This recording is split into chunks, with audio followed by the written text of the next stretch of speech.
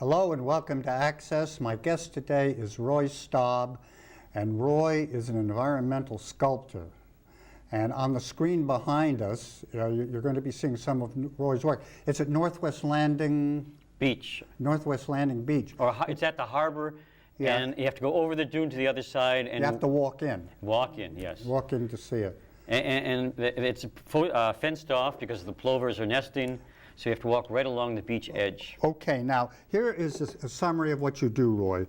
That you're an earth-sensitive, site-specific, you create earth-sensitive, site-specific installations using locally available materials that result in ephemeral earthworks that eventually devolve back into nature. And what that says to me 4 or 5 different ways is that everything disappears. You have no chance of being famous in the 25th century because this wonderful work that you do disappears, right? And I will do the same thing. I will disappear as well. But for the moment, for the moment, and if it's written down, or if there's a photograph of it, and if a photograph lasts long enough, then you see it. But the magic of life is the moment of now. And if you come upon that sculpture and you don't even know it's there, it can be magic. It has happened. Yeah, with me, I was looking for it, and I couldn't find it, and then it was there. Yes, Yeah. And I think that's the wonderful accent of what life is about, the discovery. And as I'm an artist, I want to discover something always new when I'm working as well. Well, when I look at the 17th century Dutch masters and they have these wonderful pictures of these mayors of the Dutch town, they're telling me what life is about, what life was about then. And I'm able to see it now, 500 years later. Well, I'm not going to reveal that I'm a fat guy. You do beautiful work. I don't want it to disappear. But what is the idea of this? First of all, the idea started a long time ago when I lived in New York City. And when I realized I had to live in a small apartment and you cannot have stuff. You cannot have it. And I would go to the museum, I would see a painting in the museum. I could never have this great masterpiece at home.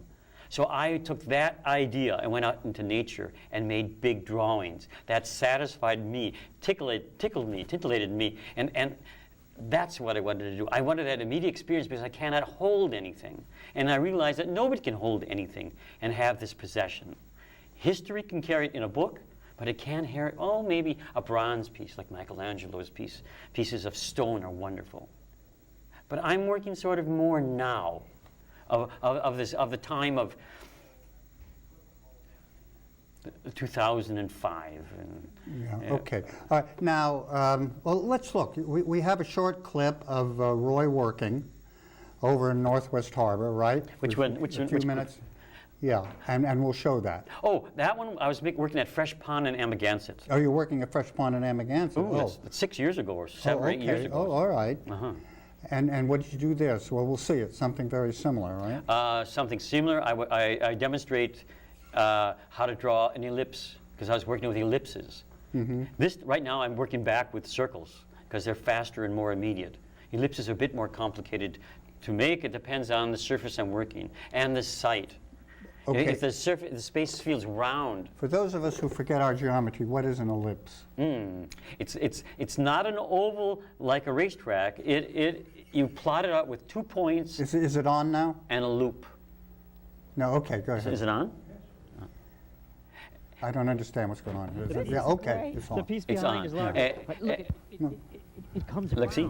It's so playful. Now, is the sound still coming through? It's wonderful. And we've got the periwinkles on the ground. So do you use a compass or anything to do something like this? How do you get the geometric proportions the way you want them? I do use a compass in a sense. I use in this was a long piece of cord, and I anchored one end, and the other end I drew with. So the outer circle is a smaller arc actually, and the inner almond shape, if you want to say it, is the center is way out there, and the other center is way over there, and so it's cut, and these are parts, these are arcs of a larger circle. So I use a tool to draw because I want it perfect as I can get in nature. And this is easy because you just use it as a compass guide. And let's try moving this way. Say here. Okay. It's the same measurement. Here we are. And I'll start on the top.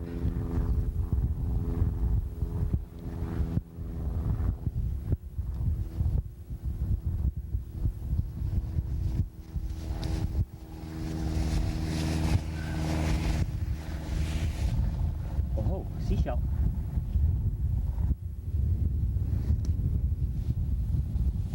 Where do you get all these reeds? I have to pick some more anyhow. Let's go and get some. Good. Come on.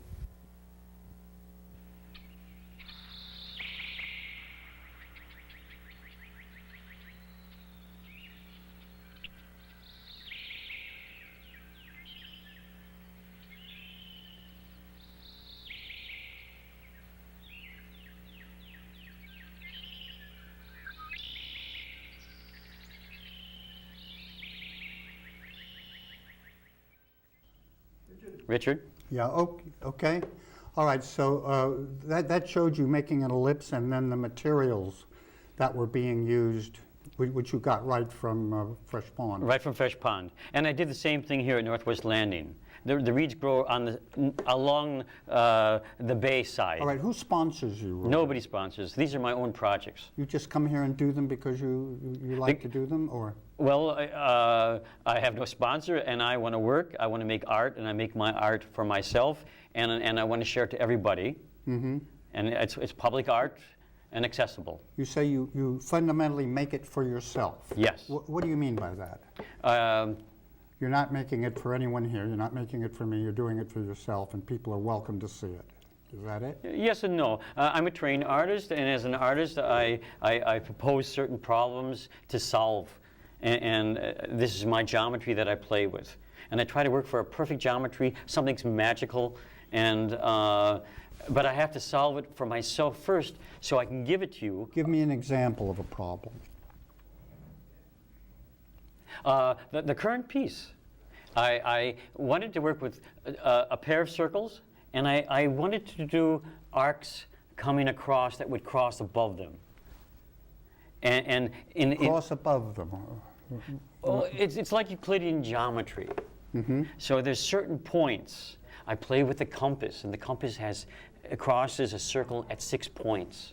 I use those as reference points. Or you could do a crisscross, 4 points.